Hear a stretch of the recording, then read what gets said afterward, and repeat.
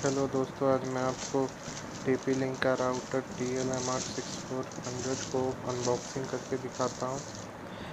इस बॉक्स को मैंने ख़रीदा है 3999 रुपये में, जो कि मुझे ऑफ़र में मिला है। तो इसको आज मैं अनबॉक्स करता हूँ। ये मैं अमेज़ॉन से ख़रीदा था और इसको आने में लगभग 2 से 3 दिन लगा और मेरे घर तक सेफली डिलीवर कर दिया गया।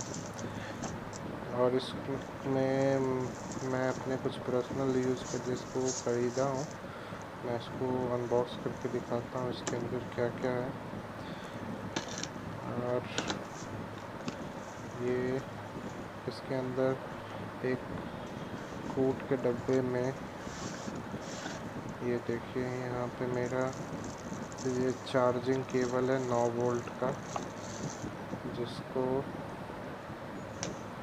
ये 9 वोल्ट सपोर्ट करता है ये चार्जिंग केबल। ये 2 dBi का इसका एंटीना है।